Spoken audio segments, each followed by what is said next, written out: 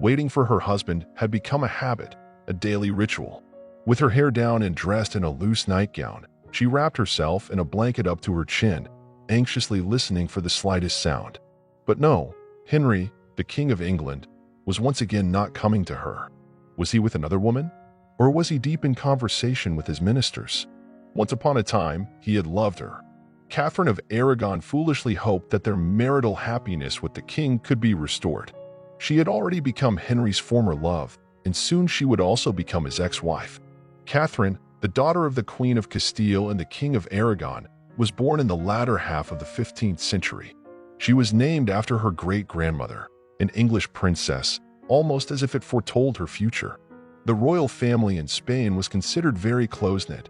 In fact, Queen Isabella never let her children out of her sight, even during the siege of Granada. A devout Catholic, the Queen placed great importance on raising her children in a religious spirit. Her daughters and son were expected to strictly adhere to all doctrines, and they were never to be idle, not for a moment. Reading, studying a wide range of subjects, and engaging in crafts occupied much of Catherine's time. While she received a solid education, she was never taught the art of light-hearted conversation, flattery, or how to admire her interlocutor, all of which were valued at any court. Erasmus of Rotterdam admired Catherine's talents, but those were the qualities of a ruler. After all, the princess was meant to always remain in the shadow of her husband, and ideally, she should win his favor. By the age of 3, Catherine had been promised to her future husband, the eldest son of the King of England, Arthur. The heir, named after a legendary ruler, was a year younger than his betrothed. A dowry of £40,000 was offered for the bride, and a contract was signed. Now, they simply had to wait for the children to grow up and marry. The English were eager for an immediate wedding. They urgently needed the money. The Spaniards were reluctant to hand over the girl at such a young age. Eventually, a proxy engagement took place, and 2 years later, a proxy wedding followed. The grand arrival of the Infanta was planned for the year 1500, but in the meantime, the prince and princess were allowed to correspond. The children exchanged lofty letters in Latin, clearly dictated, unaware of what awaited them. They missed the deadline. Catherine arrived in London a year late. Here, the first awkward moment surfaced. The girl was well-versed in heraldry and political structures, knew European dynasties and their convoluted family ties by heart, but she could not speak English. Catherine had to quickly make up for this shortcoming to overcome the language barrier, if not with her future husband, who understood Latin well, then at least with her own ladies-in-waiting. The wedding took place, and the newlyweds retreated to Ludlow Castle. However, just a few months later, tragedy struck in the life of Catherine of Aragon. Her young husband fell ill and soon passed away. The heir to the throne became Arthur's younger brother, Henry, who was only 10 years old at the time. After this, Catherine would have been expected to return home, but her life was dictated by politics. It was suggested to the Spanish side that another marriage should take place. Catherine should be betrothed to Henry, the second heir. This way, they could secure both political and financial advantages. Months of negotiations ensued, followed by the need to obtain permission from Rome, as Henry and Catherine were considered close relatives due to her marriage to the late Prince Arthur. Pope Julius granted his consent for the marriage when Catherine's situation became almost unbearable. She was still living in England as a widow, with no clear prospects and no financial support. The king had stopped covering her expenses, and her own funds were nearly depleted. Soon after the death of the King of England, the marriage between Henry and Catherine took place.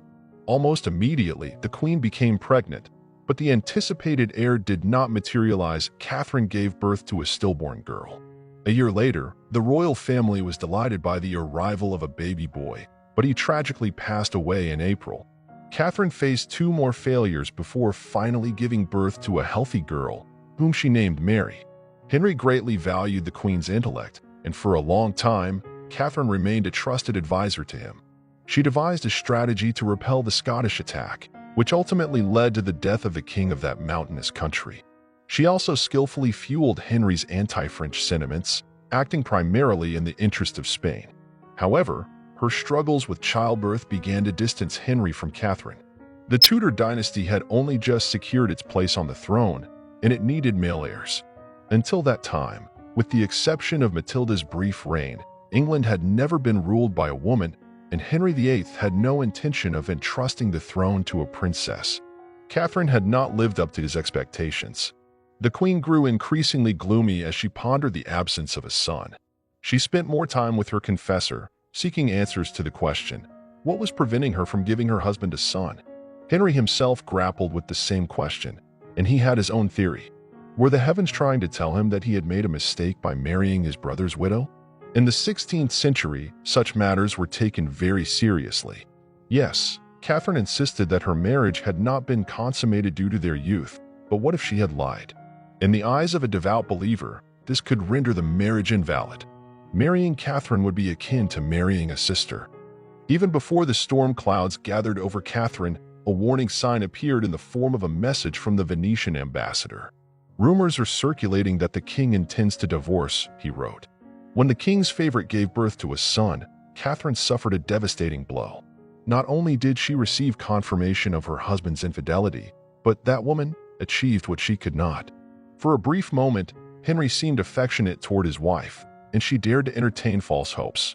Alas, the king was merely laying the groundwork for the divorce, intending to carry it out as painlessly as possible for her. He had found a genuine passion in Anne Boleyn, and for her sake, the ruler of England was willing to dissolve his unsuccessful marriage. The king's plans faced a dual obstacle. Rome refused to annul the union, and Catherine firmly declared that she would not retire to a convent. A legal battle ensued over the legitimacy of their marriage. During one of the hearings, Catherine of Aragon herself took the stand. She clung desperately to her marriage, but this only served to infuriate Henry further. If he had ever felt tender emotions for his wife, they had long since vanished. Soon, the king took the unprecedented step of declaring the establishment of the Church of England, of which he became the head. Now he no longer needed Rome's permission. His church was independent of the Pope. Catherine was informed that she was no longer queen. For her stubbornness, Catherine paid a heavy price. She was forbidden to appear in London and was banned from seeing her daughter.